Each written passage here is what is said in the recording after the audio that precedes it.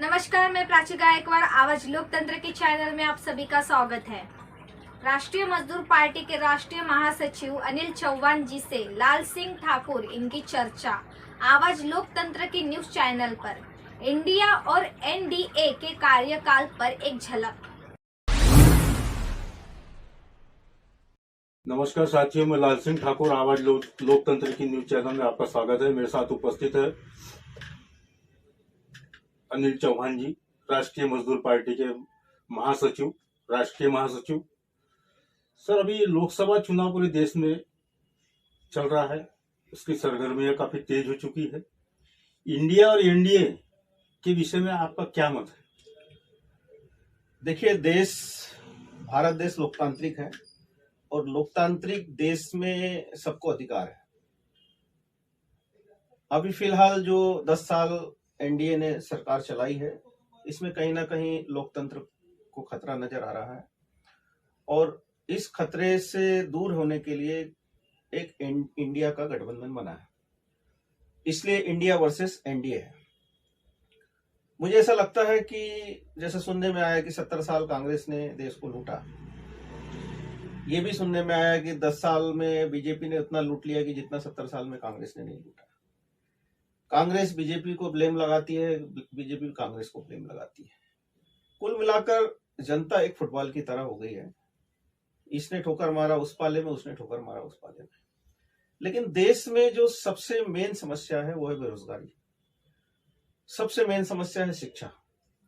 कोई भी सरकार अगर शिक्षा फ्री कर दे, स्वास्थ्य फ्री कर दे, रोजगार को अहमियत दे, तो मुझे लगता है कि देश की तरक्की को कोई नहीं रोक सकता। और विदेशों में अधिकतर शिक्षा और स्वास्थ्य को फ्री रखा गया है।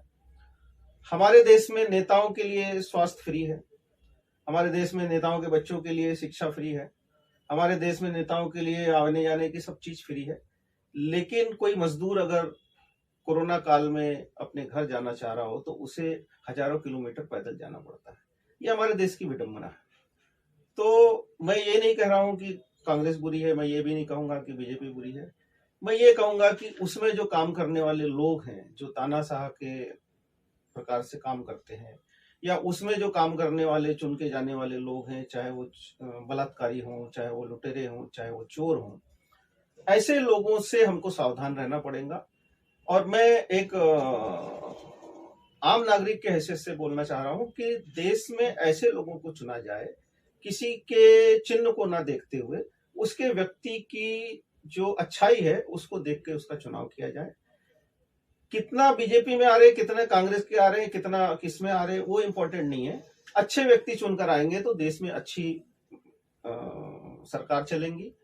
क्योंकि देश में अभी हाल फिलहाल जो महिलाओं के साथ में मणिपुर में जो घटना घटी है, कि हमारे देश का जो सैनिक है, जो देश की बॉर्डर में काम करता है, ऐसे सैनिक की पत्नी को नग्न करके, उसके साथ सामूहिक बलात्कार करके, नग्न करके उसके गुप्तांगों को नोच नोच के चलाया जा रहा है, उसको भीड़ में लेके जाया जा रहा है। और हमारे देश का प्रधानमंत्री मौन, कुछ बोल नहीं रहा है। हमारे देश के जो भी सरकार में रहने वाले मंत्री हैं, जो भी सरकार में रहने वाले सांसद हैं, विधायक हैं, वो मौन। तो कहीं ना कहीं ये तानाशाही का रूप है। कहीं ना कहीं इस चीज से हमको निकलना पड़ेगा। मुझे ऐसा लगता है कि भारत में जो आजादी, जो हमारे शहीदों ने, हमारे जो क्रांतिकारी जो बुजुर्ग हैं, उन्होंने जो दिलाई है, वो उस आजादी की संपूर्ण आजादी अभी तक नहीं मिली है। कहीं ना कहीं हम आज भी गुलाम हैं और उस संपूर्ण आजादी के लिए जनता को आगे आना पड़ेगा और जनता को ही, नेताओं को नहीं, आम जनता को सड़क पर उतरना पड़ेगा। और संपूर्ण आजादी के लिए किसी पार्टी के बैनर के तले नहीं, एक अपनी जनता के हित में, जनता को लेके, जनता के समूह को लेकर आगे बढ़ना पड़ेगा। तभी देश में कहीं ना कहीं बदलाव आएगा और संपूर्ण आजादी आएगी।